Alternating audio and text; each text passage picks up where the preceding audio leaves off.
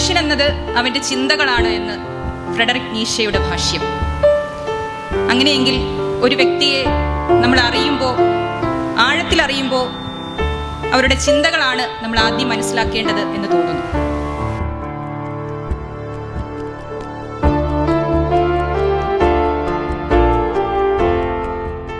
കണ്ണുകളുടെ നഷ്ടപ്പെട്ട തിളക്കവും പുഞ്ചിരിയുടെ സൗന്ദര്യവും വാക്കുകളുടെ ഗരിമയും ഗുരുത്വവും തിരികെ നിക്ഷേപിക്കാൻ അത് കാരണമാകട്ടെ.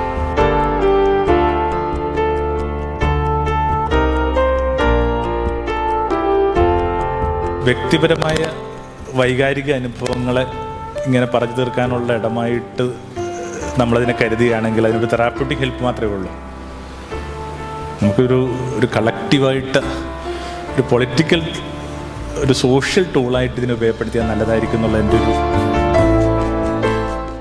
നമ്മളുടെ അവസ്ഥകളിൽ കുറച്ച് മാറ്റം വരുന്നുണ്ട് എങ്കിൽ പോലും നമ്മുടെയൊക്കെ അടിസ്ഥാന സ്വഭാവത്തിൽ നമ്മളൊരു എത്ര വയസ്സ് വരെയൊക്കെ ആയിരിക്കും ഒന്ന് വളരുന്നത്? അതായത്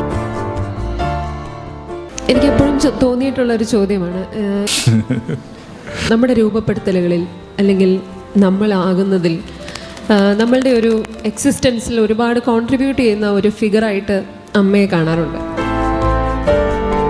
pain is inevitable, to suffer or not is optional എന്ന് പറയുന്ന സംഭവം ഉണ്ടല്ലേ.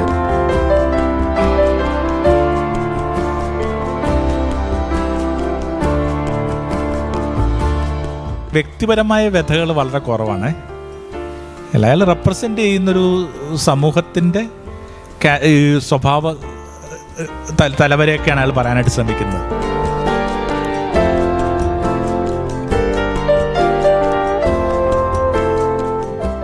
ഏറ്റവും അടിസ്ഥാനപരമായ ചില കാര്യങ്ങൾ അഡ്രസ്സ് ചെയ്ത് വിളിക്കുന്ന വാക്കാണ് തോന്നുന്നു നീതി എന്ന് പറയുന്നത് അല്ലേ, ഏറ്റവും ബേസിക്കായിട്ട്.